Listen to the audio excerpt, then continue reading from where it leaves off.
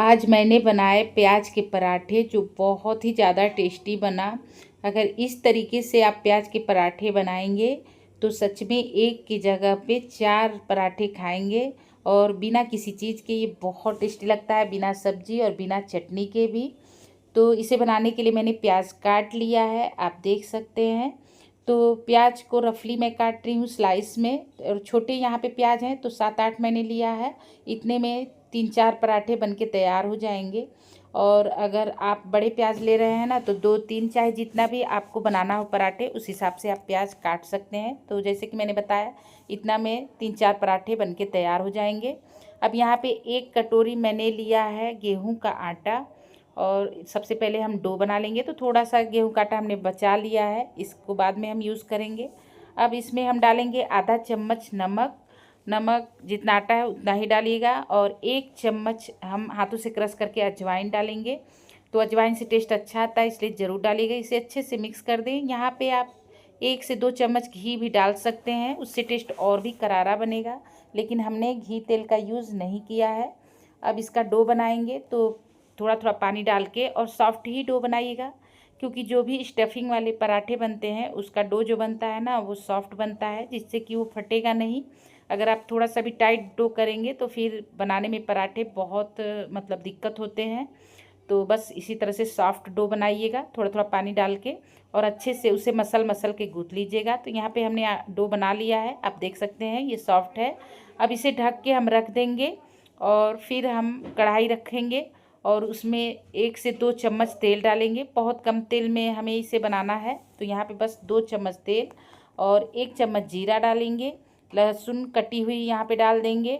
और हरा मिर्चा बारीक काट के ज़रूर डालिएगा। मेरे पास हरा मिर्चा ख़त्म हो गया था, इसलिए हमने नहीं डाला।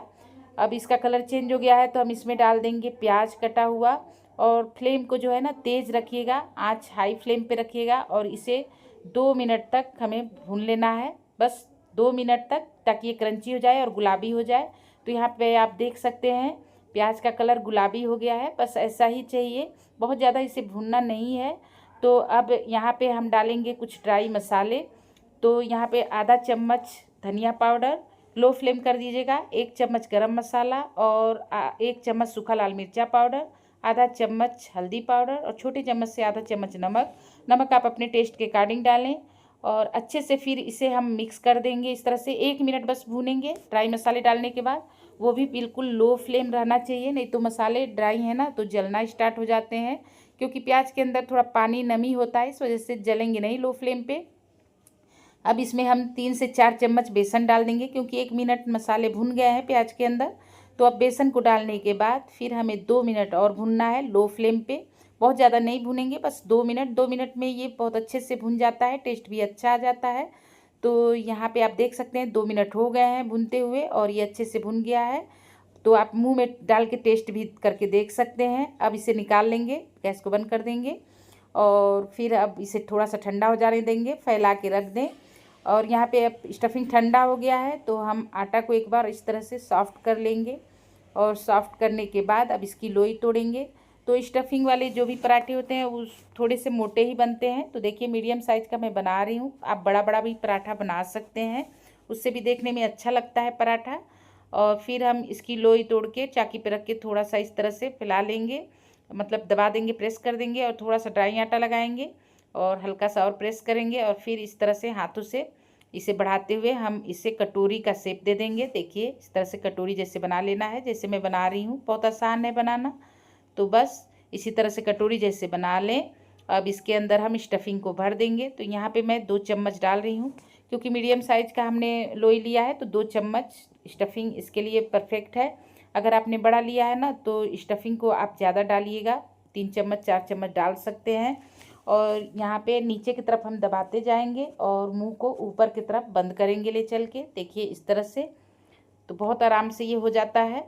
और आटा जब सॉफ्ट रहेगा ना तो ये फटेगा नहीं, हल्का फुल्का अगर फटता भी है पराठा तो बहुत टेस्टी लगता है खाने में, क्रंच बहुत अच्छा आता है। तो यहाँ पे दबा दीजिए, इस तरह से प्रेस कर दीजिए मुंह को बंद करने के बाद। और फिर थोड़ा सा हम इसके ऊपर प्रेस करने के बाद हाथों से इस तरह से बढ़ा लेंगे। आप चाहे थोड़ा ड्राई आटा लगा के फिर बढ़ाएं, लेकिन मैंने वैसे ही बढ़ा लिया है। और ये देखिए ये इस तरह से हो गया। अब इसके ऊपर थोड़ा सा ड्राई आटा डाल लेंगे, इस तरह से लगाएंगे, और फिर हम इसको रोल करेंगे।